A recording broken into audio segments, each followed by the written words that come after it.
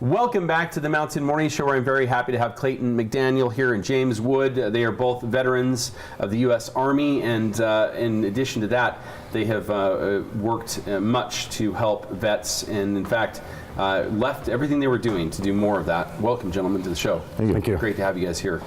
So, first of all, rest and relaxation, or R&R as we call it in the military. An important part of like any deployment, certainly, get a minute or two, hopefully, to get kind of relax and kind of get back to normal, so to speak. But those words have taken on, they're not the same as they used to be. Rest and relaxation, hard to find. Right. In the military. It really is, and coming back from overseas, I did 2 tours in Iraq. I want to say about 7 years. I was in the dark. I had no one to go to. I had really nothing. The military it was over. Yeah.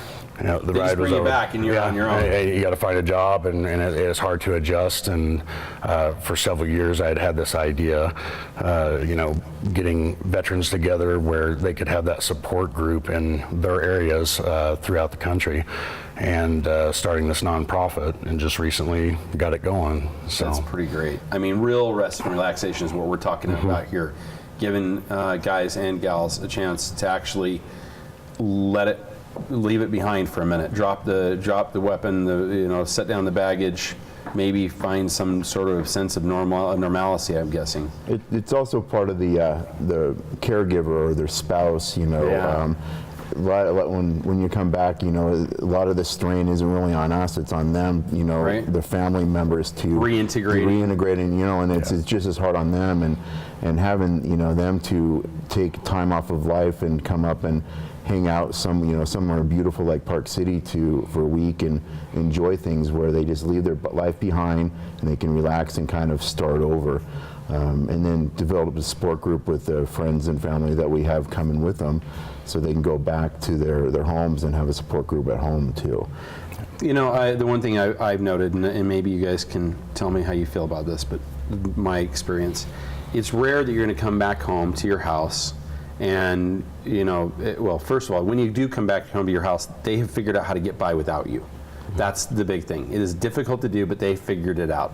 And now you come back and you want to be part of what's going on, and they're like, it's hard for kids, mom, spouse, if you don't have children, even the dog, to fit you back into life, right? Absolutely. But then you take that one step further, and they want to know what's been going on in your life, and there's a lot of it that either, one, you don't want to share, 2, you don't know how. You don't even know how to have the conversations. Right. And then in a situation like this, where maybe there's some other people who have had a common experience, you're probably going to talk about it with them, but in the presence of other people, like your spouse, or so this is where that kind of conversation finally, maybe you can share a little bit so they kind of understand what you've been going through. Yeah, absolutely. In my situation, after returning back, I was told I was different. I was not the same person. And arguably, that's true. It is true. And you feel the same, but you feel like everybody else has changed, not just you. It's like, well, I'm the same guy, but you guys have changed while I've been gone. Yeah. Right. And it took me 13 years to finally admit that and actually have a conversation with my wife. Yeah. And, she's been through a lot. And as me and her got to talking and I opened up to her, I got talking more and more about, this retreat and what I want to do with it and provide that place where vets can come and have, I'm an adrenaline junkie. I need that adrenaline, and I think most of us in the military. There's a reason why we're there. Oh yeah. And I didn't like therapy. I didn't want to go to therapy, even though therapy is really good, and I love it now that I go. And got the help that I needed. Getting out in the mountains, especially up here in beautiful Park City, and getting that adrenaline out, and things like that.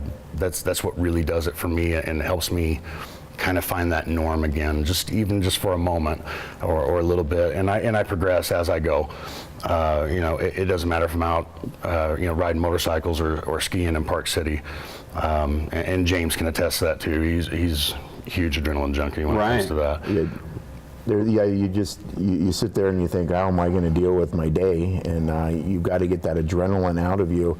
A lot of people, I was a nurse at the VA, and you want to talk to them about it, shared experiences about this stuff. But it was a lot of people turn to drugs and alcohol to get that sort of that endorphin, release. And so what we're trying to do also is just reel that back in and channel that somewhere else too. And it's talking with other veterans. I think that was my biggest therapy, was talking with other veterans about your experiences, as opposed to going to a counselor where someone doesn't know what you've been through. Right. And they just sit there, yep, oh yeah, blah blah blah, and then. But you get to speak with somebody, and you said you don't want to share those experiences, but I will share my experiences with other veterans. Sure. Because I feel a brotherhood and sisterhood. I mean, it's being part of the military is a family, and we want to share that. Our experiences, our life dreams and goals and adrenaline, and experiences with other veterans that don't have that opportunity. And for you, Lillian, your wife, this, we can talk about how many times people don't make it when they come back. You guys are a very favorable reaction from her as you were looking to open this retreat. Yes.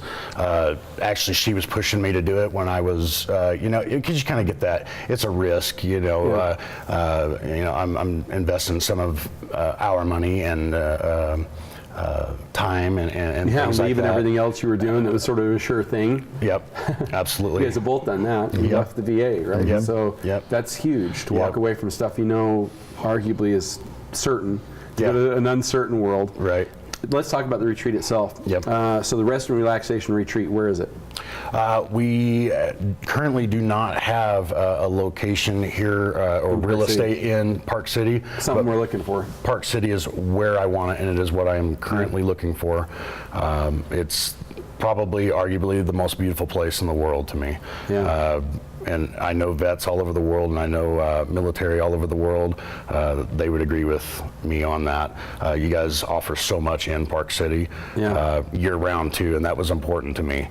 Not just having summer, hiking, fishing, horseback riding, and things like that. It was getting up here with some of the best snow on earth, as well. And so I'm currently looking for real estate up here. We got a whole wish list of things that'll be coming up onto the website here real soon, shortly this afternoon. So right now, pretty much a virtual existence here.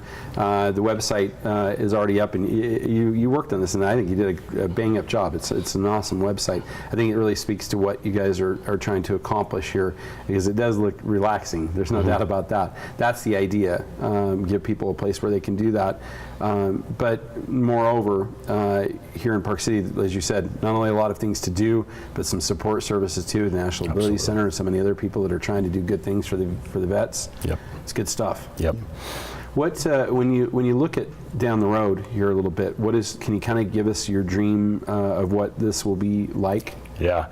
So my dream, I get excited when I think about it, is maybe 10 to 20 acre piece of property out here in the mountains, secluded, not too far away from the city, but just out in the area where we can be in the outdoors. A grand lodge I want to eventually build onto it with miniature cabins for the vet and their partner to come to, and that's going to be free of charge. I want I want to work with airline companies and transportation people, and James and I had spoke too. We actually want to get if we have a group of people coming from Oregon that apply to come, I would like to get all the people from Oregon to come back. So it's important to us when they leave our retreat, they have that support group to continue on as they return back, because I don't want people to come here and meet someone from New Jersey and Portland, Oregon, and then they hang out for a week and they talk on Facebook for about a week and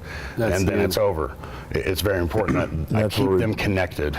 Keep the support group local for them, so they have an outreach, and and once you play together, you stay together. Right. And we all know we've been on a camping trip or a river trip or whatever, and you meet people, and those people become lifelong friends because of those shared experiences. And the shared experiences give you that opportunity to develop those friendships. So that's kind of what we're looking for. Absolutely. And to echo on that just a little bit, it's very important for the companions, our spouses, our partners, even our battle buddy, to have that support too. Yeah, for sure. You know, not just the vet, because they go through a lot. Yeah, that in fact is sometimes, yeah, you can say it's almost the worst on them because they don't know what's going on. Absolutely. We have to kind of give them that information later, which, good grief, can you imagine having to wonder all that time? Yeah, and instead of, you know, being in the battle, you're not only wondering what's happening in the battle, but then you got to deal with the ramifications. Right. Which is, it's got to be tough, for sure. In finality, I just kind of want to talk about what people can do to help support you guys and make sure that this the process of getting this going is successful, because we want to see this happen for sure. What can folks do? You know, we're in our infancy stages still. So lots of opportunity. You know, lots of opportunity. We will be posting a wish list onto our website later this afternoon. And you know, we have a GoFundMe that there's a link to that on the website as well, and we would like to get it going. You know, of course, the first thing, you know, is you know, cash is always, you know, cash good. Is king. Yep. Yeah, cash is king, and that speaks. And especially if anybody in the community knows how to write grants, anything like that, I would love any assistance that we can get. And we want to incorporate the city too. You know, we're looking for vendors to do, you know, whitewater rafting during the summer, you know, horseback riding, snowmobiling during the summer, ski lessons, you know, any type of activity to have, you know, and we want to incorporate the, you know, Park City also. It's not just we want to do our own thing, thank you for your money. It's you know, we want to have this a community event too, so the community can be proud of what we're doing and say, hey, look what we've got here for you too, and kind of sharing the love is the key. Well, I want to thank you guys for what you're doing. The website is rrr-vet.org. Yes. Right? Correct. And it's rest, relaxation, and retreat. All those things so important to soldiers and airmen and seamen. All of them combined need this assistance. As we really think about this for a minute, I want you to kind of at home just consider. This is not the previous wars. It's not World War II. It's not Vietnam. It's not Korea. When people have come home from this has been a protracted, long, I mean, arguably the longest wars that we've had have been over the last, you know, this last 2 decades.